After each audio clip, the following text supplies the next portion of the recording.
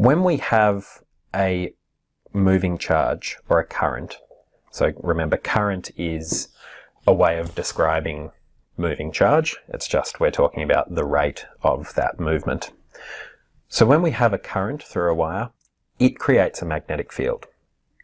And so its magnetic field that it creates can interact with other magnetic fields, which is what causes a force on those currents and so on, which is sort of where we were getting to with our DC motor stuff last week.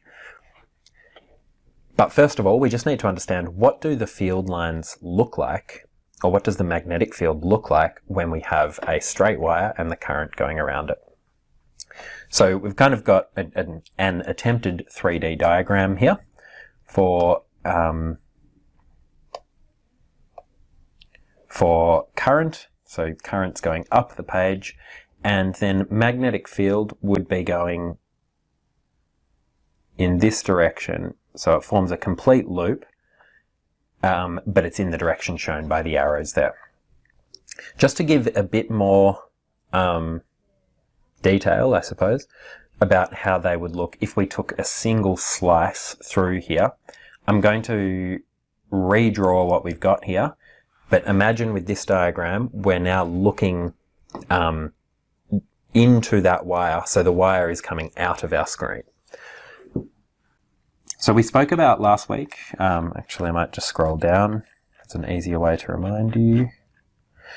We spoke about how, so I'm looking at the left side of the screen here where we've got sort of these dots and then here these crosses. We spoke about how in this topic we're sometimes going to need to deal with things in 3 dimensions, because we can kind of have a field in one direction and then a current or a charge moving in another direction perpendicular to it, and then a force which is in a direction perpendicular to both of them. So we end up needing all 3 dimensions. And so the way that we represent vectors, in the case on the screen that we're looking at now, it was fields, which are a type of vector, but really any vector. So yeah, any vector. The way we represent them coming out of the page is with a dot, and going into the page is with a cross. And we can think of that as kind of looking at an arrow, the tip of an arrow coming towards you, or the feathers at the back of an arrow going away from you. Now current is actually, we tend not to think about it when we learn it in VCE, but current really is a type of vector because it has a direction. It's the direction that the charge is moving. So if we imagine this wire sort of being shifted, so we're now looking down the wire. So that's the wire, and I'm going to draw a dot because the current is coming out of the page at us like that. Then the field would be going in an anti-clockwise direction around like this. As we get further, so I might actually do one more closer.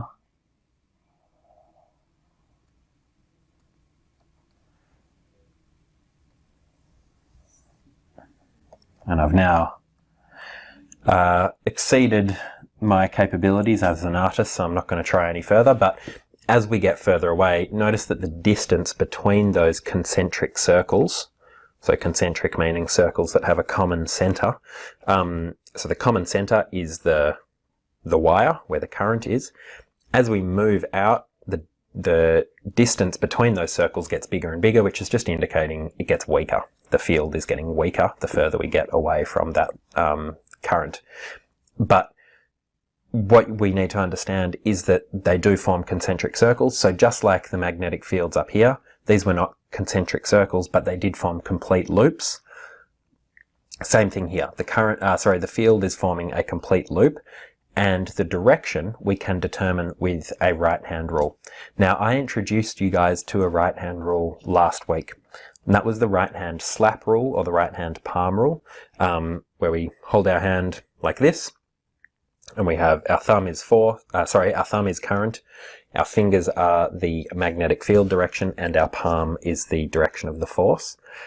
This is a different right-hand rule. I know it's frustrating. There are at least 2 right-hand rules, potentially 3, depending on how we want to go with this. I think I will introduce you to the 3. So this one is the right hand grip rule. The other one, like I said, was the right hand palm or right hand slap rule. So hopefully you can clearly see that distinction. Your palm's out or you're slapping like that. Here, grip rule, so your hand is going to form a sort of grip shape like you're gripping a bicycle handle. In this case, your thumb represents the current, which is the same as the other right hand rule. So that's helpful. There's some consistency there. And your fingers represent the direction of the magnetic field, which is also how we had it with this one. In this situation though, there is no force, or we're not interested in any force. All we're doing is figuring out what is the direction of the magnetic field given the direction of current. So our thumb represents the direction of current, and then the direction our fingers are wrapping around is the direction of the magnetic field. So where I've drawn on the right hand screen here, I've drawn the current coming out of the page. You would have your thumb pointing out of your page or out of your screen, and then you would see, and make sure it's your right hand of course, then you would see that your fingers are pointing around in an anti-clockwise direction consistent with the arrows of those red circles.